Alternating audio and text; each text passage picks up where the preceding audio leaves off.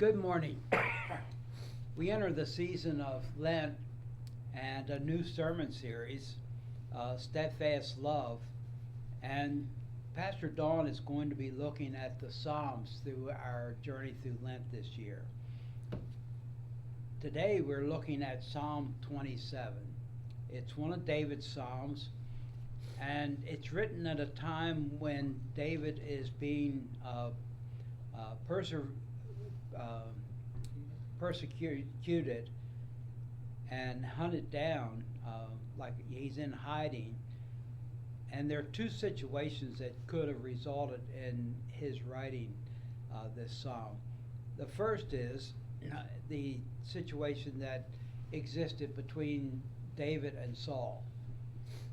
Saul was a very insecure person, and David had never done anything to give Saul any reason to doubt his loyalty. In fact, David bent over backwards in letting Saul know that he would not harm him, that he was God's anointed, and David's first allegiance was to God. And until God told him otherwise, Saul was king. And so David was not going to do anything to change that. That fits the scenario of this psalm. The second situation that David was in, similar to this, was when his oldest son Absalom had risen up in opposition to David and was attempting to take over David's kingdom. In fact, set himself up as king and was attempting to attack David and his men with the objective of killing David. Under the way that the kingship operated during this time, the only way that you ceased to be king was you died. You either died a natural death and passed the kingdom on that way, or you were killed, and someone assumed the role there. That sort of fits also with Psalm 27. I kind of lean towards the conflict between David and Saul rather than his son Absalom as a way, when I read this, it's just, maybe it's just a prejudice of my mind that I see David in that situation and not the other one with his son Absalom. The psalm begins, "The Lord is my light and my salvation. Should I fear anyone? The Lord is a fortress protecting my life. Should I be frightened of anything? When evildoers come at me, trying to eat me up, it's they, my foes, and my enemies who stumble and fall. If an army camps against me, my heart won't be afraid. If war comes up against me, I will continue to trust in this. I have asked one thing from the Lord. It's all I seek, to live in the Lord's house all the days of my life, seeing the Lord's beauty and constantly adoring his temple. Because he will shelter me in his own dwelling during troubling times. He will hide me in a secret place in his own tent. He will set me up high, safe on a rock."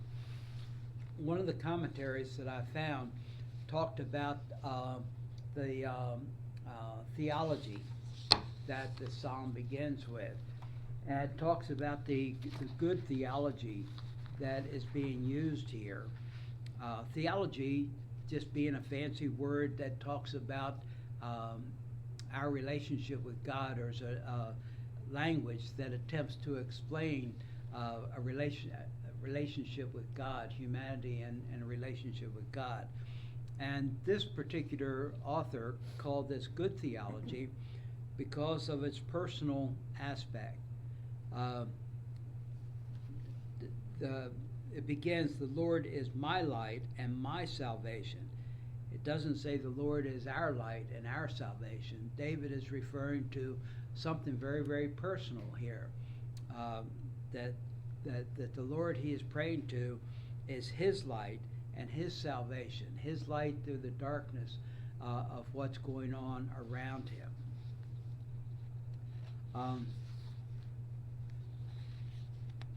And that personal aspect runs all through this psalm. Um, some other comments that I found here is that Psalm 27 is a powerful expression of David's unwavering trust in God, even amongst significant hardship and opposition, highlighting his confidence in God and his light and salvation, emphasizing that no matter the challenges he faces, he will remain steadfast in his faith and seek God's presence above all else. The psalm is often interpreted as a call to persevere through difficult times, knowing that God is a reliable refuge and stronghold. I think that statement that to seek God's presence above all else, to persevere through difficult times, knowing that God is a reliable refuge and stronghold. I think that's characteristic of the Psalms that David wrote. If you think of the 23rd Psalm in particular, that you find that that kind of faith in God, a very personal faith, and a very confident faith. Some key points. The central theme is to trust in God despite of adversity. The desire for God's presence. The psalmist, David, is repeatedly expressing a longing to see the face of the Lord and to dwell in God's house. That, in reading it through, that kind of throws me a little bit, because the temple had not been built when this psalm was written. They were worshiping the tent, the tabernacle, that was set up wherever the people were encamped. And that was God's dwelling place. It was not referred to as a temple because it was not a permanent place there.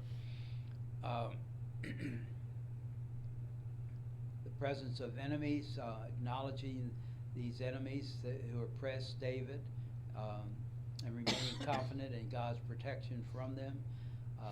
David is asking God to teach me your way and lead me in a straight path.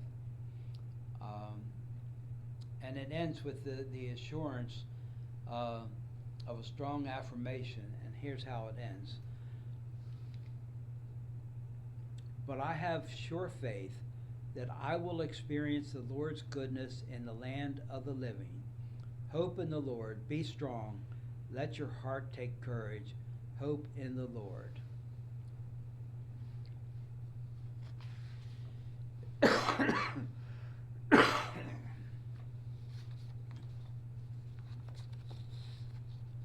And that's about the extent of what I was able to come up with this. Have not heard how Pastor Dawn is going to deal with this. Will mention that on the Friday notes, and I believe that the link will be there in the bulletin also today, that there are links to songs that complement these psalms that Pastor Dawn wants us to explore through our journey through Lent.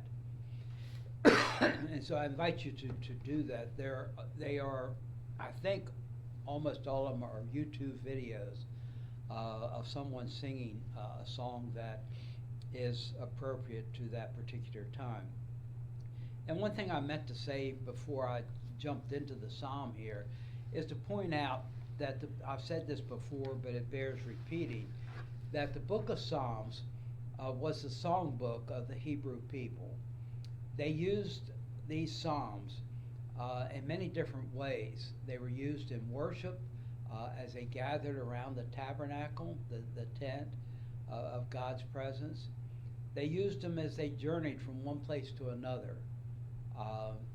Later on, after the temple is built in Jerusalem, they were used as a way of passing time as they traveled up to Jerusalem. remembering again, Jerusalem is up on the mountain, about the same elevation as Sharp Top and the peaks of Otter are from here in Bedford, about that same elevation above the surrounding area. And some of the psalms are labeled Psalms of Ascent, intended to be used during that journey up the mountain to Jerusalem. And they would be used, there would be a song leader, and they would be used much like the military used, the drill instructor would use to keep the cadence up in people marching, where he would call out a line and the marching troops would repeat it back, lining it out, line and repeat it back. They didn't have songbooks, so that was the only way that they could learn them. This was also, in more contemporary times, the way that many of the songs were sung during camp meetings, where songbooks were generally not available, and the song leader would sing out the line, and then the congregation would repeat that line back and move on to the next. Much like we're singing the Lord's Prayer the last couple of months, the version we've used there. So that's how they use this songbook. You also find that, I think without exception, that virtually every human emotion is expressed somewhere in the book of Psalms.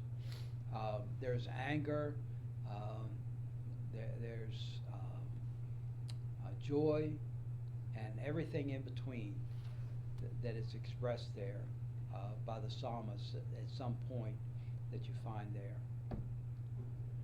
Well, we'll see where Pastor Don is going to take us in this journey through Lent, and hope that you'll be joining us, and may God's blessings be upon you.